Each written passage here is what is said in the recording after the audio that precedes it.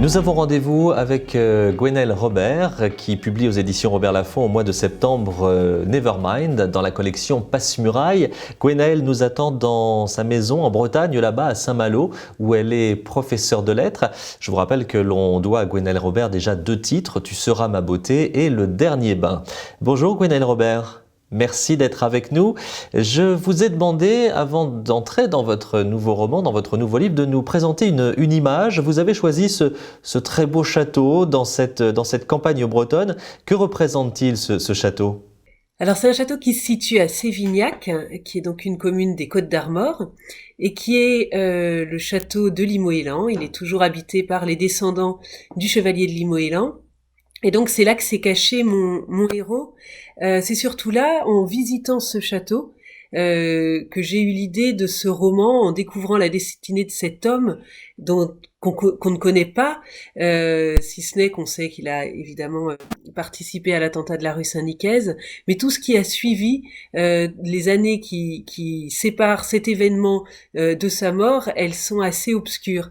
Alors en visitant ce château, en ayant accès à un certain nombre d'archives, et surtout au souterrain où il s'est caché lui-même et où j'ai pu le suivre en quelque sorte, eh bien j'ai eu l'idée de ce roman, de cette destinée très romanesque qui s'étend donc sur la première moitié du XIXe siècle. Alors forcément, j'ai envie de savoir si c'est uniquement en visitant ce château qu'est né ce roman Nevermind. En fait, c'était une idée que j'avais de suivre un petit peu de façon chronologique les temps incertains qui suivent la Révolution. En fait, l'histoire commence sous le Consulat. C'est cette période un petit peu de transition, avec à la fois évidemment toujours je dirais les cendres encore fumantes de la Révolution française et l'arrivée de ce personnage que certains jugent providentiel de Napoléon Bonaparte, mais qui n'est pas encore empereur. Et donc, dans cette espèce d'entre-deux, eh bien, toutes les espérances sont permises aux partis politiques, à la fois aux Jacobins qui voudraient établir une république, aux monarchistes qui aimeraient rétablir la royauté.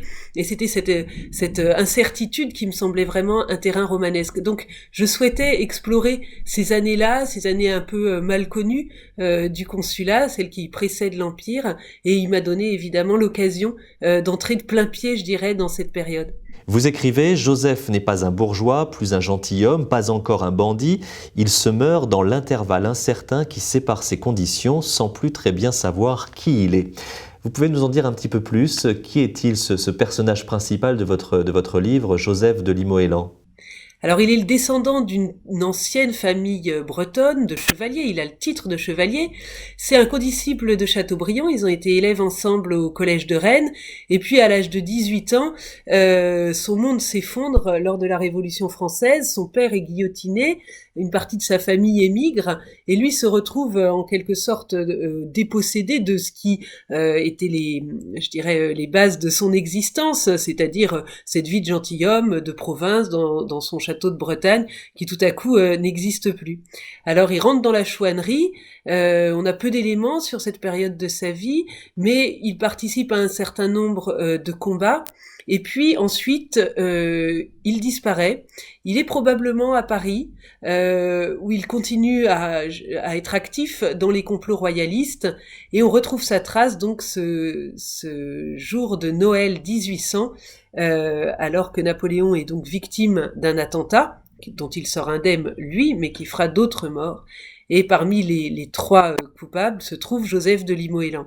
Son nom sera connu en fait plus tardivement, puisque d'abord Napoléon est persuadé que c'est un coup des Jacobins, c'est du côté des Jacobins qu'il va orienter ses recherches, et ensuite on retrouvera Joseph de Limoëlan sous divers déguisements, sous divers noms, jusqu'à ce qu'il atteigne les rivages du Nouveau Monde, où il est encore là-bas célébré véritablement comme un saint homme, puisque après être devenu prêtre, il a mené une vie de piété et de dévouement qui lui a permis en quelque sorte d'expier son passé français. Vous nous entraînez au cœur de ce Paris 1800. Joseph est ce que l'on appelle à l'époque un muscadin. Il appartient à une jeunesse bohème et désabusée qui tente de renaître sur les ruines de l'ancien monde auquel il appartenait. Parlez-nous du bal des victimes auquel Joseph se rend la veille de commettre un attentat contre Napoléon. Au moment où les émigrés rentrent en France, grâce à la loi d'amnistie votée par Napoléon, on voit surgir tout à coup une jeunesse, on peut dire une jeunesse dorée, dans la mesure où ils appartiennent à des familles illustres, mais en même temps une jeunesse aussi désargentée, puisque la Révolution les a privés de leurs biens. C'est surtout une jeunesse qui s'est beaucoup ennuyée dans les lieux d'émigration, enfin là où elle avait émigré, à Londres ou parfois en Prusse, en Autriche, et qui a envie de s'amuser. Ils ont donc entre 18 et 25 ans, ils se retrouvent pour danser, et ils mettent en scène en quelque sorte l'histoire de leur famille. On appelle ces bals les bals des victimes, car pour y entrer, il faut avoir un certain nombre de guillotinés dans la famille, donc c'est assez macabre. Ils s'habillent de noir, ils s'habillent comme s'ils allaient en fait à l'échafaud, donc il faut avoir le cou dégagé, la nuque dégagée, on se rase les cheveux, les femmes aussi, en tout cas la nuque, et puis on porte un collier très fin, comme un filet rouge, un fil rouge autour du cou, qui marque l'endroit où la lame doit tomber. Votre livre s'ouvre le 24 décembre 1800. Limoëlan va donc commettre un attentat contre Napoléon. Celui-ci en réchappe, mais on dénombre 7 morts qui vont désormais hanter Limoëlan. Est-ce finalement un roman sur la rédemption ? Oui, absolument. En fait, j'ai voulu raconter comment cet homme qui a sur la conscience plusieurs morts va accéder à une forme de rédemption. Alors, il y a d'un côté, je dirais, pour lui d'abord une sorte de conversion, puisque ça passe par une expérience mystique de la miséricorde divine, qui est mis en balance un peu avec la justice, entre la miséricorde que connaît Joseph de Limoëlan dans les souterrains où il s'est caché, et la justice telle qu'elle est exercée par Fouché, avec son caractère arbitraire aussi. Eh bien, il y a une sorte de mise en relation qui permet d'éclairer les choix de l'un et de l'autre. C'est d'abord un homme qui est perdu et qui cherche à se racheter. Et c'est un homme qui se libère, c'est-à-dire que le premier esclavage, c'est sa faute, et il va progressivement s'en libérer. Dans votre roman, Gwenaëlle, 62 chapitres, et à chaque chapitre, il y a un personnage différent qui prend la parole et qui nous raconte l'histoire à travers son propre regard. L'occasion de faire se côtoyer de petites gens face à des grands noms comme Fouché, Joséphine de Beauharnais ou le duc d'Enghien. Pourquoi était-ce important de redonner vie aux anonymes ?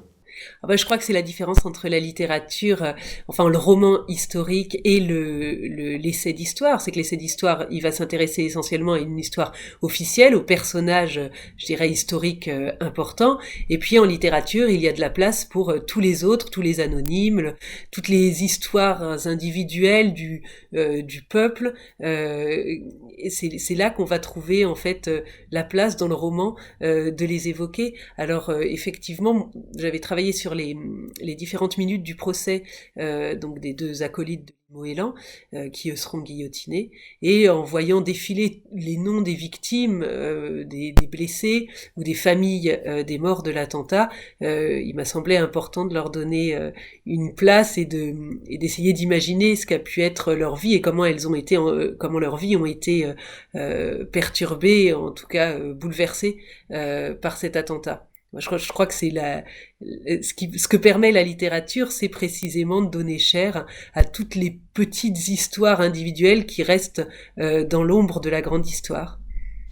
Nous sommes dans les toutes premières années du 19e siècle. Pourquoi avoir néanmoins choisi ce titre anglais, Nevermind, que l'on peut traduire par « ça ne fait rien ».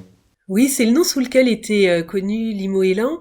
Alors, c'est-à-dire que lorsqu'il part en Amérique, il change de nom, il se fait appeler le père de Clos-Rivière, mais très vite, ses paroissiens, tous ceux qu'il fréquente, vont lui donner ce surnom, Nevermind, puisqu'il était connu pour répondre à tous les problèmes que pouvait rencontrer sa communauté, à toutes les difficultés matérielles, par exemple, qu'il rencontrait. Lui avait une sorte de de douceur qui lui faisait toujours répondre Nevermind.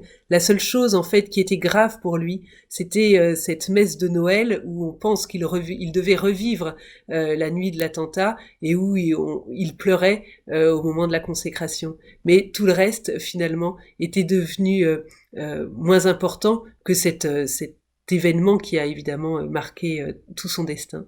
Pour conclure, Gwenaëlle Robert, j'ai choisi une courte phrase de votre roman « Tout n'est pas bien, mais tout est grâce ». Merci d'avoir été avec nous depuis la Bretagne, depuis Saint-Malo, pour nous parler donc de votre actualité à venir dans la collection Passe-Muraille chez Robert Laffont. Le titre de votre nouveau roman, Gwenaëlle Robert, Nevermind.